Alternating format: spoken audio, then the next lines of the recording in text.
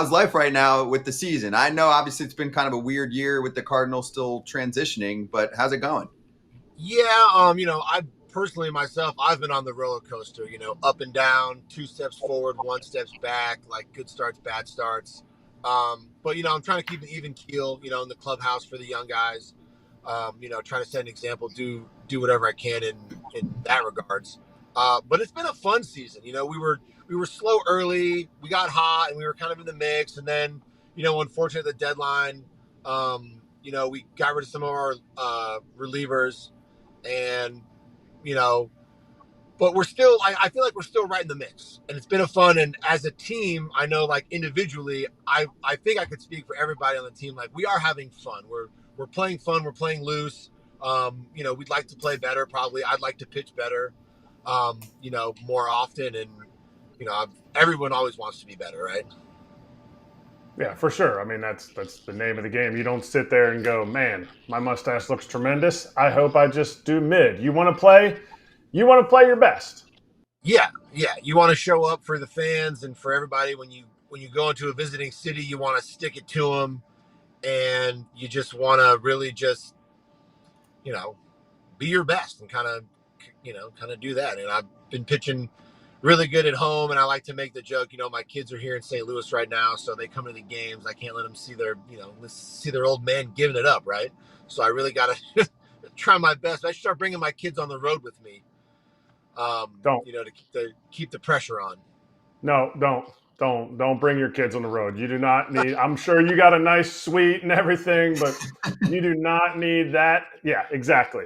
But It's tough. Traveling with four kids would be real tough. you're almost Trip. done. You'll get a lot of time with them then. All right, a few more Yeah. years pitching. You get like 3 or 4, maybe a fifth year pitching, and then you can go home and play with them all the time, all year Yeah. long. They don't need to be Golf on a road trip. road trips are for golfing with the boys and getting a good night's sleep. There you go. Maybe catch a few fish too. But I want to talk about what you said about being an example for the guys. Yeah. Dude, you make all of your starts. In a day and age, we just got done talking about the Dodgers, where it's like, well, we're picking up these guys to make 20 to 25 starts.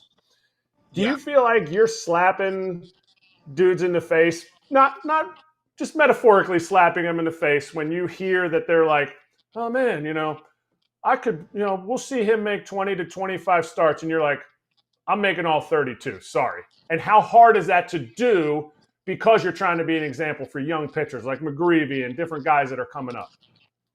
Yeah, I think it's that's one of the abilities, right? I had a coach before, and he's got all the abilities. One of the abilities is durability or availability. And for someone like myself, who, like I heard you guys talking about a minute ago, I don't throw 110. So maybe it's easier for me to stay healthy because I'm not throwing 110. But that's one of those things that I feel like I can really control is my health. And it's something that I've really grown over the last couple of years. And it's tons of off-season work, in the gym, stretching, being in shape. It's a healthy diet. It's knowing my body, as I've gotten older, like what I need. Like, man, I really need to focus on, my shoulder or my elbow or my back. And there's other things that I can take less time with, because that's not what I'm needing. That's not what I feel. And, trying to set that example where even after a bad start, I'm in there the next day, you know, whenever I'm supposed to be there, I'm in there the next day. I'm in the training room getting my work done. I'm in the gym, working my tail off. I'm a big lifting weights guy. Not everybody is. I lift weights for baseball, but I also want to look good, in a bathing suit when I go home and I'm on the boat in the winter. I'll set an example for my kids. We eat healthy. We're a healthy family. And I think all those things tie in together. And I think a lot of it goes to attitudes. I have a running joke with our head trainer here. He says, how's Miles today? I said, I feel great. Nothing hurts. I'm in the best shape of my life. And just, having that kind of attitude, you can almost mentally trick yourself into just feeling great. I feel great. The more you say it, I'll say it a couple times more. I feel tremendous. I'm in great shape. Nothing hurts. I'm going to go run and shag BP and throw a bullpen and lift weights. And, I'm going to empty the tank today because I start on Sunday. I'm going to empty the tank, get used to the heat. It's hot as all get out here in St. Louis, and I'm going to get after it, and I'm going to get after it for 30, 32 starts. So Kratz just said at 36, you got 5 more years to go, which I think would be absolutely incredible. Do you think after playing in the MLB, there any truth to going, back to Japan and playing over there at the MPB? Any rumor to that? I would love to. It was the more I look back on it, the more I can really appreciate that experience. I mean, the fans, I still get, messages from fans. And when I talk to the Japanese media, they're always telling me, the Japanese fans are always, checking in on me. I haven't been there in 8 years. And I get messages on Instagram from, people I met passing by that have found me and been like, oh, you had a great start yesterday. Like, Tokyo's still, still watching you. And, that, maybe hopefully wherever I am next year, or if I'm back in Japan, I'll be getting messages on Instagram from people in St. Louis. Like, oh, I'm glad you're doing well in Japan. I think it'd be fun for my kids. That's a great cultural experience. Japan is a beautiful place in spring and summer, the cherry blossoms, the culture. It's such a clean, safe country. I don't know, 41. I don't know. You're going to talk to my wife about, me playing till I'm 41. I'm finishing up 9 years this year. Next year would make 10. That's my main focus, is just going year to year. Finish this year healthy, hopefully finish it strong. So some teams can be interested and, work, kind of work from there. I want to play as long as I can healthy. I've seen what it looks like to be old and really struggle through those last, couple months or that last year. I'm not chasing any records. I'm not chasing the Hall of Fame. I don't even know if I'm chasing the Hall of pretty good. I'm chasing the Hall of the guy had a nice career, 10 years. That's an accomplishment. But at this point, I want to play for teams that want to win, that I can help win in any way, shape, or form. And if that means playing 1 year, 2 years, 5 years, or helping a team win the Nippon Cup, over there in Japan, that's what I want to do. All right. Well, first of all, you can tell your wife, you can talk to your wife about anything, because you said you look good in a bathing suit. Yeah, So yeah. And that's what you do. You put the bathing suit on. Off the diving board. Yep, and do a front flip, and the kids will be like, wow, Dad, you're the best. Plus, and the other part that you just talked about is, I'm going to tell Wainwright that you said he was broken down, looked terrible in a bathing suit. No, not him. Not him. No, it was definitely Wainwright. I'm going to make sure he knows that, so that we had it here first. I mean, I've seen what that looks like, and that's a lot of work. It's a lot of work. And he was chasing numbers. He was chasing 200 wins. He was chasing 200 wins, and I almost get like goosebumps and chills thinking about it when I talk about it, because when you talk about like, oh, I'm not gonna play catch today. I'm gonna save my bullets. I'm gonna save them. You're talking about a guy used every single bullet, getting 200 wins. It was the most incredible thing to watch. Every single bullet. I mean, he got that 200 wins. I think he was golfing like next week, and he went to throw a pine cone out of a bunker, and it just like it was just nuts. Like, all his bullets were baseball bullets. Couldn't even throw a pine cone out of the bunker. Boop. After he hits it 300 yards, a little bit left, maybe right. Probably went up and down. He's a great golfer. But you talk about just using all the bullets. I mean, it was incredible. It was an incredible thing to watch him make that run, and I'm always going to be a huge fan. Best teammate ever. Kratz, tell everyone why they need to look into a virtual private network, aka a VPN. It's kind of like wearing trousers. It keeps everything private and secure whenever you venture out. That's good. That's really good. And Surfshark creates user-friendly privacy and security solutions to protect your data and your privacy online. It enables you to virtually explore the globe, browse privately by encrypting your internet activity, and block ads and malware that may disrupt your experience.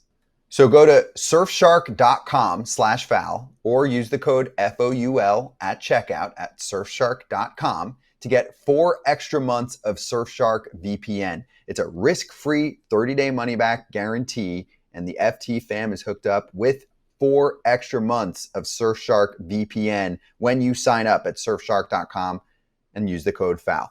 It is time to take control of your online security. Try Surfshark today. You guys are 3.5 out in the wild card. I say on here all the time, and you guys traded some key pieces to your team, but you go out every day, like you said, to compete. How much is too much at what point of the season? Because I always say 3 games is so hard to overcome, and you guys are at that 3.5 game mark. It is so hard to overcome in August.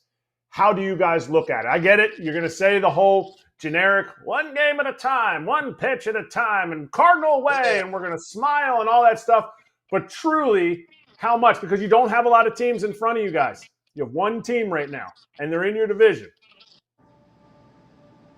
It's the Reds, right? It's the Reds. So we do have a handful of games against the Reds. Those are going to be important. Talk about those 3, if it's still 3.5 games after we play the Reds and, and it's second, third week, first week of August or first week of September, I was going to say, yeah, but we've got, and the Giants are still, the Giants are behind us. I know that, but they're beating up on the Giants fell further back in Arizona. Okay. Well, the Dodgers and Padres can really beat up on each other. That's one of those things, but it's, it's Cincinnati and New York. New York's sliding a little bit. They've had a rough go. When you put yourself 3.5 games back, you start needing other teams to lose, which is, I think, why you say that 3 games is tough, right? Because we have to win. And I think we ran into this last year where, we were playing kind of good at the end of the year, but so was everybody else that was in the mix. We would win 3 in a row, and the Mets or Phillies would win 3 in a row, and we wouldn't make up any ground. It's like, man, we just swept somebody, and we're still 3 games back. So I'd have to look at the other team schedules. Maybe the Mets have a really tough run. Maybe the Padres and Dodgers, or the Phillies, whoever else is there. Maybe the Reds, but maybe we can sweep the Reds and make up some ground. Maybe we can have good series against Pittsburgh. They got some good pitching. Maybe we can steal some from them. We got a couple games against the Brewers. I mean, they're way out there. We won 17 games in a row the one year. True. True. All you got to do is win 17 games in a row. You have before. If you guys win 17 in a row, you will be in the postseason. I'm pretty sure that with this much time left. we were like, it was 20 games left in the season that year, and it's like all we got to do is win out, and we're good, and we we did it, And you talk about losing those bullpen arms. I've been so impressed with our bullpen arms that have come up and down in this organization this year. I mean, you got O'Brien, you got Swanson, Leahy, Fernandez is back up and looking really good. I mean, you lose back in bullpen guys, but it seems like in this day and age, half the guys, every other guy gets called up from AAA, throwing 100 with sink, or throwing 100 with a 93-mile-an-hour cut or something like that. And those are the kind of guys that we brought up, and they've been tremendous. They were tremendous working earlier in the games when when Helsley and Phil and Matz were still here, and they've slid into those, the back end of those games pretty seamlessly. So I think, and then, relievers are really important, but if there's one thing that you can kind of mix and match, late in the season, you can play matchups with relievers, and it's a little tougher than saying, oh, we got our closer, boom, Helsley coming in, here's 102, shut the door, as opposed to, okay, here comes the ninth, we're gonna use a little bit of lefty, a little bit of righty, we got some sink, we got some cut. But I think we have the bullpen to kind of do that and kind of fill that gap. I've been super impressed with all these young guys coming up out of the bullpen. Yeah, and hey, Tigers last year, mid-August, they were in a bad spot. Twins collapsed.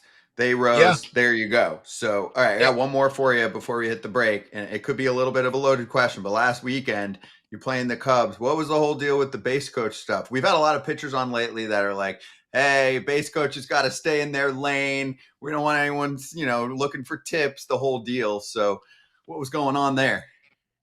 I think it is. That's a loaded question. The box is there. You can stay in the box. I mean, that's why it's there. If the league wants to, make that box bigger, they're making everything bigger. The strike zone is smaller, the zone bigger, the field, whatever. They want to make the box bigger, make it bigger. Other than that, you can stay in your box. But I think the whole the thing that's different now, like with sign stealing, is like the video stuff, right? Is like, back in the day, like my rookie year, 2012, and then before that, like way back in the day, as a player, you had to have some savvy. You had to like be on second base and you're looking at signs and you're sneaking, or like, and even like the video you had to watch was pretty grainy, and you'd have to be on base, or the coach would have to be like a wizard at stealing signs. And now you've got, you know, five guys probably sitting in a room just ripping through video looking for like, oh, the freckle on the back of his neck moves an inch to the left when he's throwing a curveball. It's like, well, that's kind of ridiculous. Like, I can't control my freckles. I can't, and maybe like guys like with the spike curveball, and it's, the angles are, the box is maybe where it is for a reason. You're going to put your first base coach behind my pitcher